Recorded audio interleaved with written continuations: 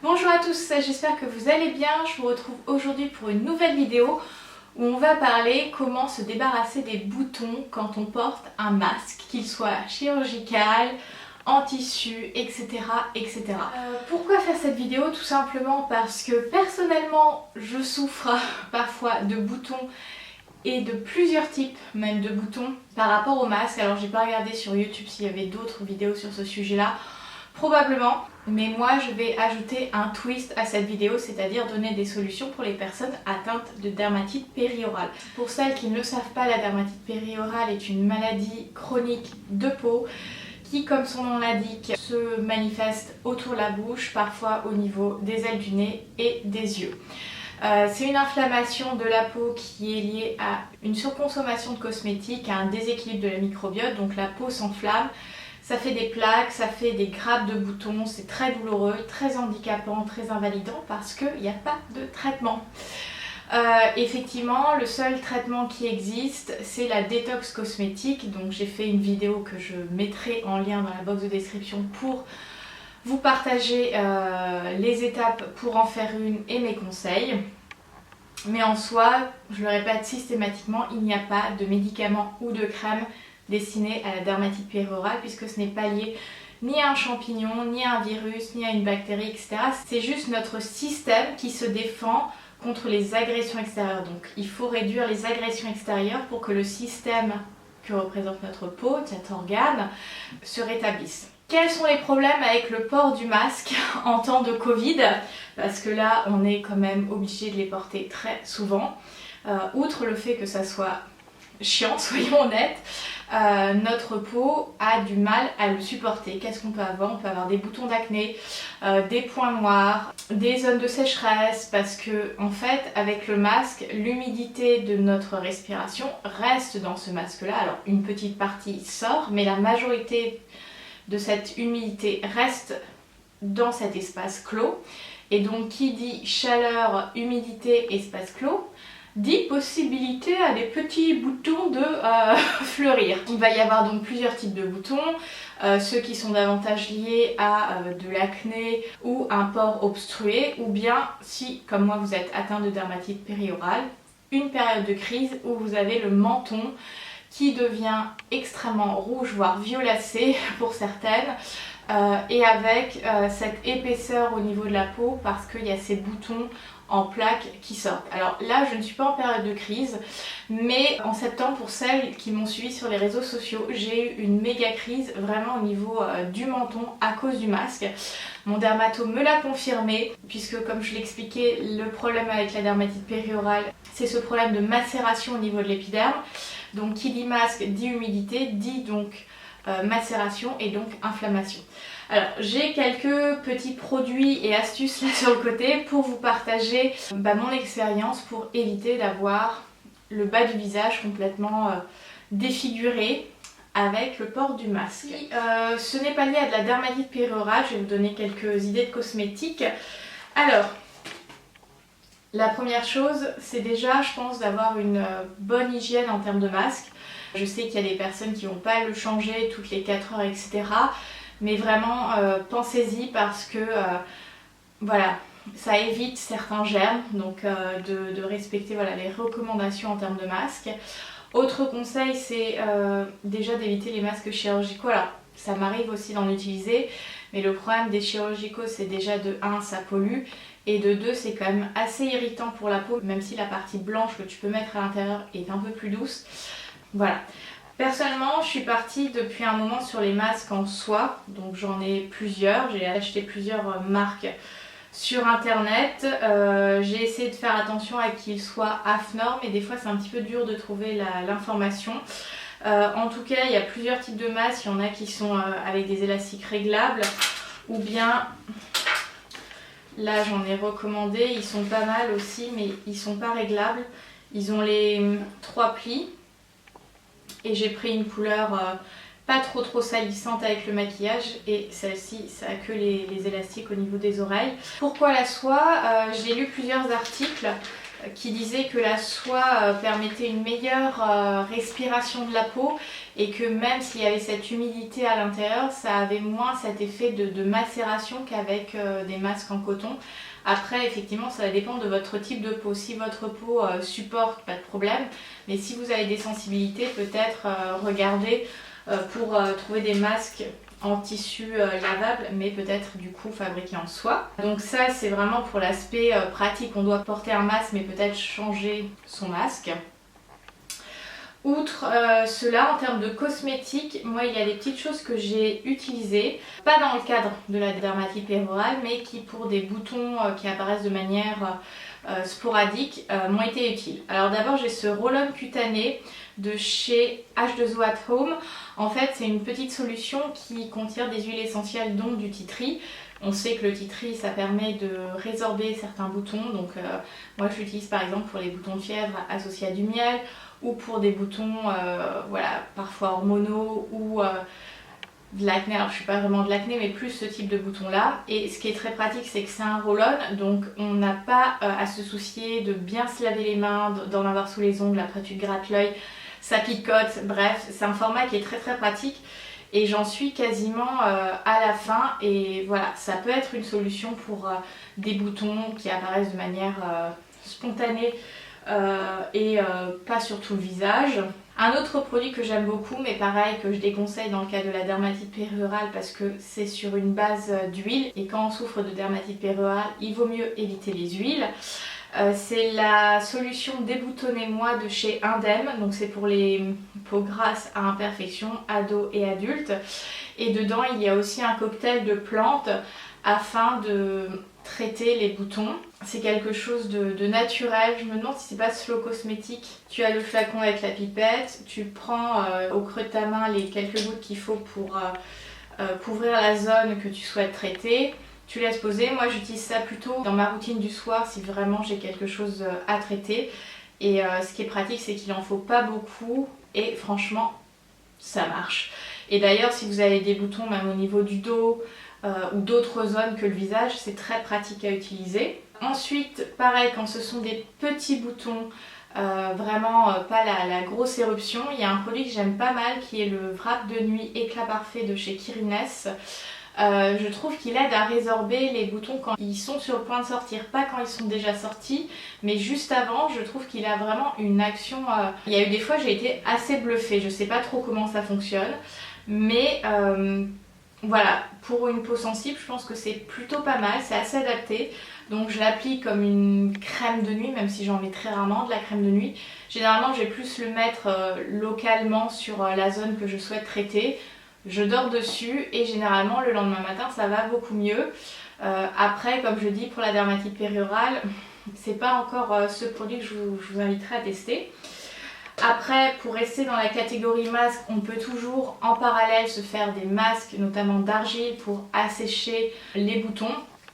Donc là par exemple j'ai pris 2 tubes que j'ai entamés dans ma salle de bain. Donc là c'est un masque au charbon et là j'ai un masque à l'argile blanche.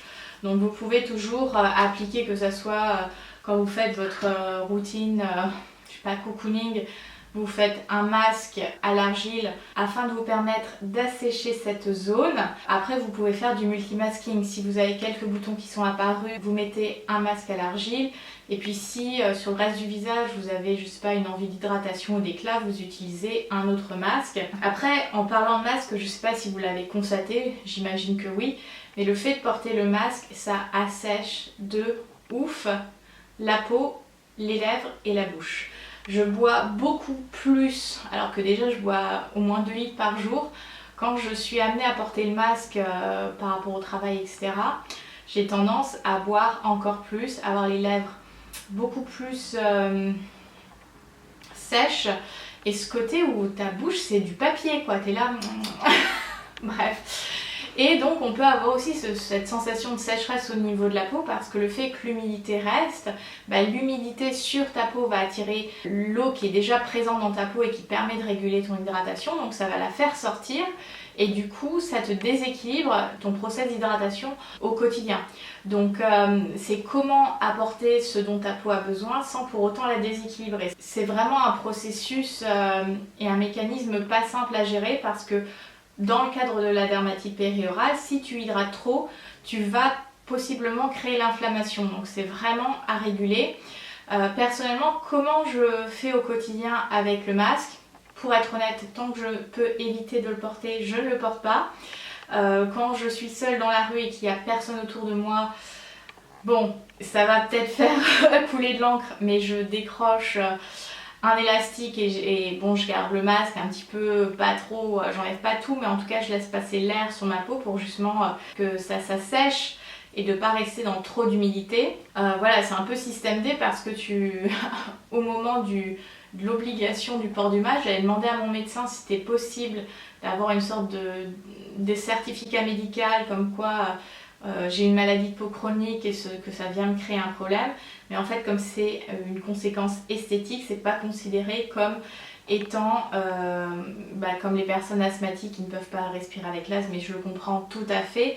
Mais c'est vrai, quand tu te tapes une crise où tu as ton menton complètement boursouflé rouge, masque ou pas masque, c'est un petit peu dur à vivre psychologiquement parlant. Bon, ça m'a été refusé, mon médecin m'a gentiment dit que c'était pas possible, mais je le comprends.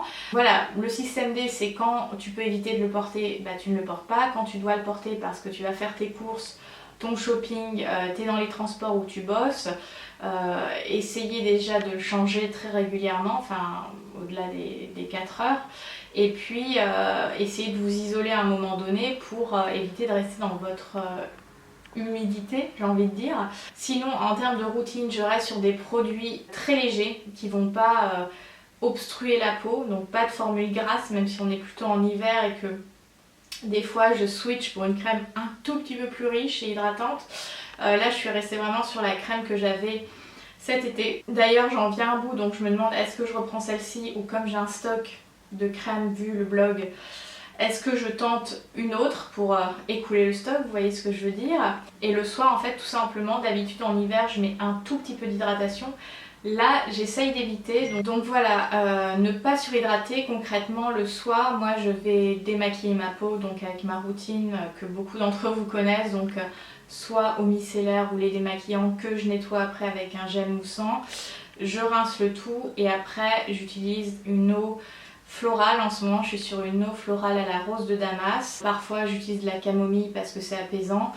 Voilà, généralement, j'ai un flacon et quand je le finis, soit je rachète le même, soit j'achète une autre fleur. Et j'essaye de pas trop hydrater. Donc vraiment, quand je sens que ça tire, j'hydrate mais un tout petit peu. Soit je supporte et ma peau, elle arrive à se réguler.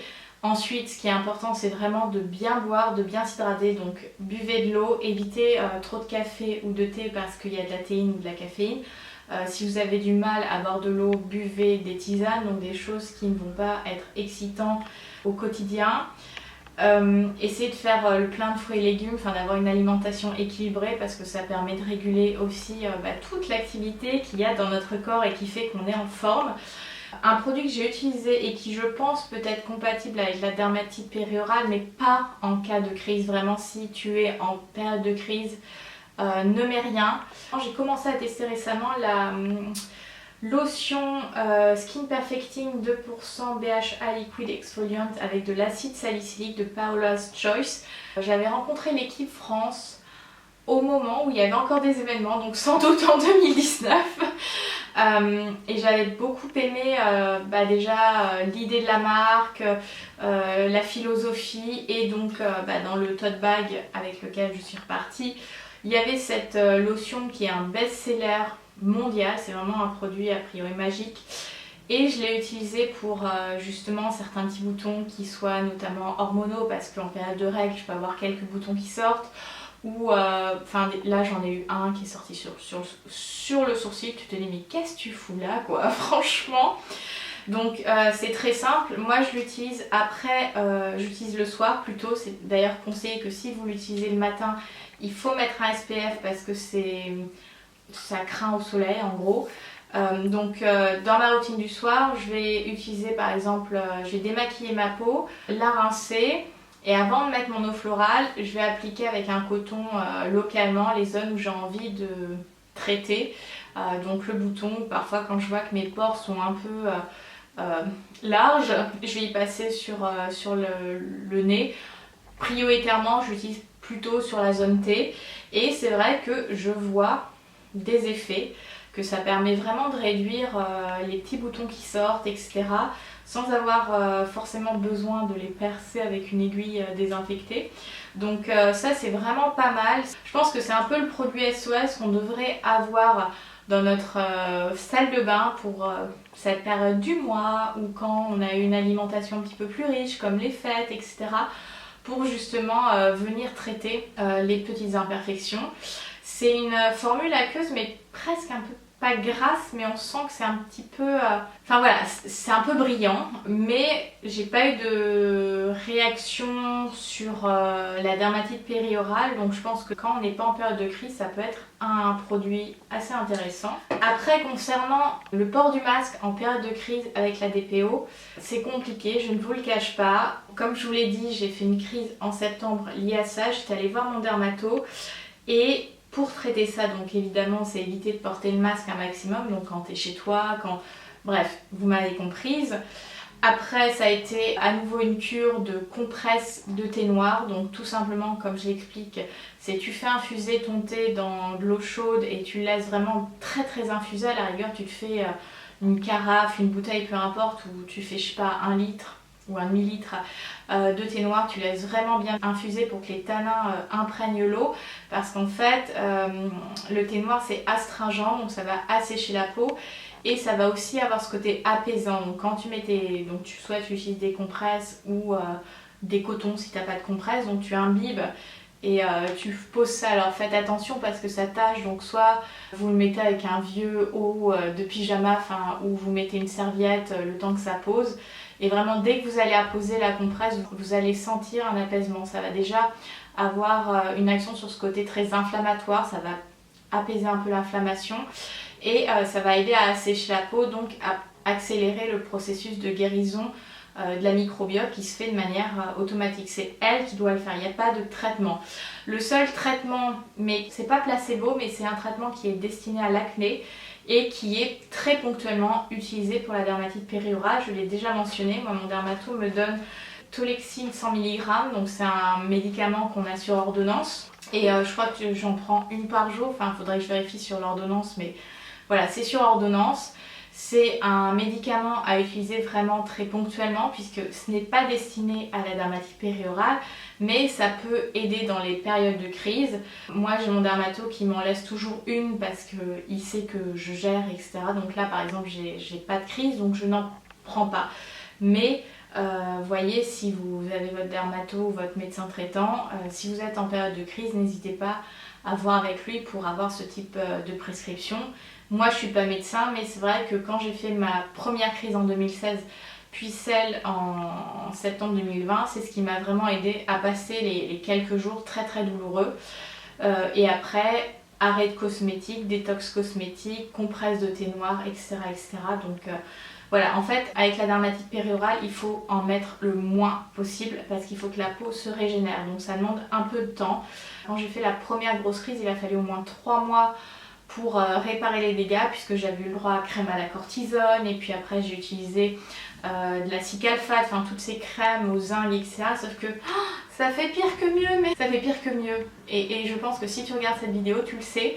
Donc vraiment, limitez les cosmétiques.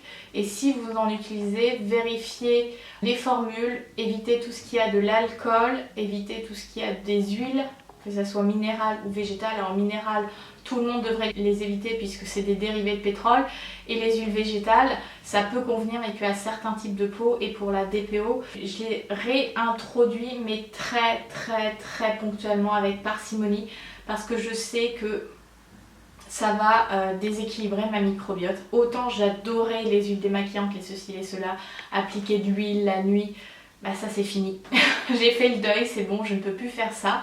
Je suis ok, mais voilà, donc en résumé, quels sont les conseils pour éviter d'avoir trop de boutons quand on porte le masque en temps de Covid-19? Donc c'est d'avoir déjà toute une sélection de masques, que ça soit à l'argile ou par exemple celui éclat parfait de Kirines que je trouve pas mal. D'avoir des traitements spécifiques type déboutonnez-moi d'Indème ou donc ça c'est le roll-on cutané de H2O. at home. Vous pouvez aussi tout simplement avoir de l'huile essentielle de tea tree que vous appliquez avec un coton-tige juste sur votre bouton. Et puis Paola's Choice, c'est vraiment une superbe découverte. Donc je voulais vous la partager en vidéo. Et pour les personnes atteintes de DPO, ça va être éviter de laisser votre peau macérer dans le masque, utilisez plutôt peut-être un masque fabriqué en soie, limitez vos cosmétiques, voire pour potentiellement un médicament le temps de quelques jours, une semaine, 10 jours pour traiter la crise, des compresses de thé noir et bien boire. Ça c'est pour tout le monde parce que justement le masque ça crée une déshydratation et la première chose qu'il faut pour se réhydrater c'est tout simplement de l'eau. On pense généralement aux cosmétiques, à qu'est-ce qui va sur la peau, mais la première chose c'est vraiment qu'est-ce qui va dans le corps et qu'est-ce qui va aider à réguler ce corps. Voilà. J'espère que ces conseils vous aideront. N'hésitez pas de partager les vôtres en commentaire, c'est toujours bon pour les personnes qui passent par ici. Je vous mettrai donc la liste des produits histoire que vous ayez des pistes dans vos recherches en box de description. Et pour les personnes concernées par la dermatite périorale, je vous mettrai la vidéo pour la détox cosmétique, mais il y en a d'autres sur ma chaîne.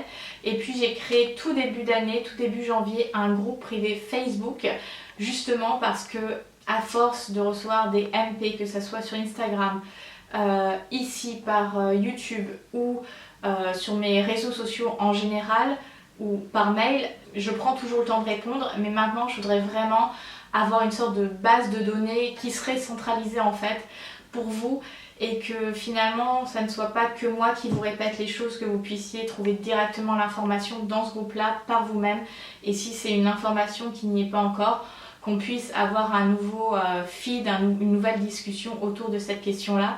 Parce que ça prend du temps et j'aime bien cette idée de groupe parce que c'est une maladie peu connue et je pense que pour qu'il y ait un réel impact notamment en termes de fabrication de cosmétiques, de gamme destinée à ce type de peau très spécifique, il faut qu'on se montre parce que pour le moment on est invisible, on est quoi 2-3% de la population mondiale des femmes entre 20 et 45 ans à souffrir de cette maladie là. Sur l'échelle de l'humanité ça fait pas grand monde, 2-3% de 6 milliards de gens qui sont sur cette terre à peu près, ça fait quand même du monde. Du coup je veux vraiment qu'on ait cet endroit, cette niche dans laquelle on peut trouver des ressources, où on peut se sentir moins seul parce que quand on est confronté à la DPO, c'est le désert médical parce que très peu de médecins sont au courant et quand ils sont au courant ils n'ont pas toujours les réponses adaptées en termes de traitement. Donc c'est pour ça que j'en parle, que des fois je me répète, mais c'est vraiment pour que ça soit connu et que voilà, on soit plus invisible en fait tout simplement. Et d'ailleurs dans ce groupe là je vais très bientôt mettre en ligne une proposition d'atelier. Donc si ça vous intéresse, n'hésitez pas à aller rejoindre ce groupe, à vous présenter et à faire partie de la famille tout simplement. Merci d'avoir regardé cette vidéo jusque là avec toutes mes digressions etc. Si ça vous a plu, n'hésitez pas à liker, commenter et même vous abonner. Je vous souhaite une excellente journée, je vous dis à très bientôt. Bye!